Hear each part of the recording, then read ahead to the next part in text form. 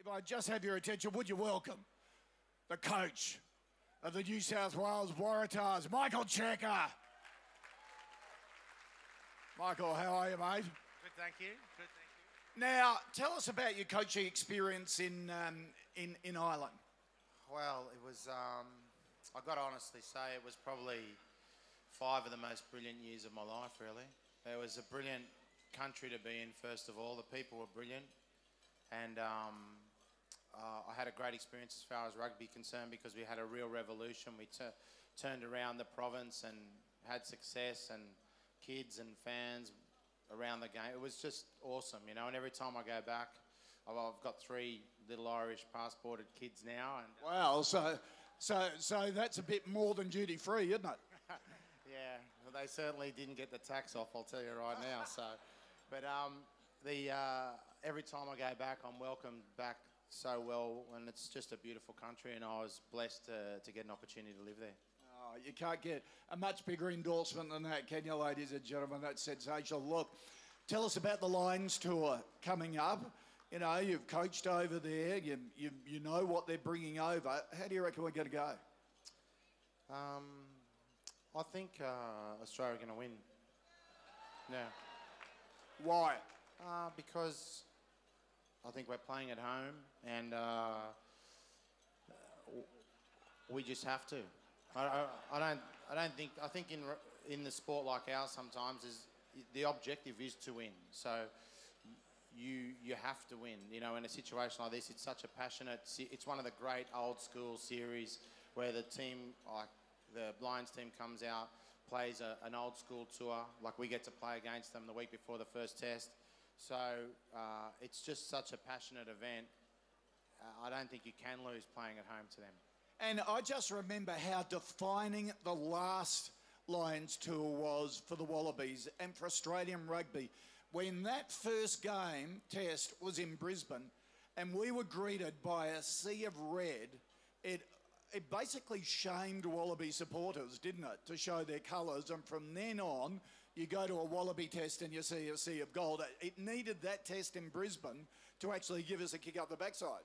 I think that's the one big advantage, one big difference I see in Europe is around how passionately the supporters follow their team, win, lose and draw, and they'll be coming here fully loaded as far as support's concerned. So hopefully we've learned the lesson from last year and we'll be ready. I'd say that the union will have their stuff sorted out for the first test so that the gold is making sure that it dominates the red. Okay, all right. Now, the Waratahs. You weaved your magic in Ireland. You turned around the county there. Where are you at with the Waratahs? I think that a lot of what I found in year 1 at Leinster is very similar to what I'm seeing here.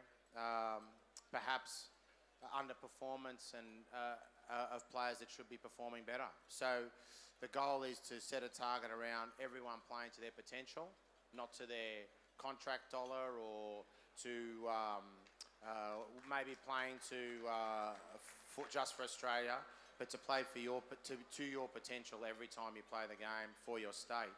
And that's going to be around changing the identity of the team first, maybe not changing the play.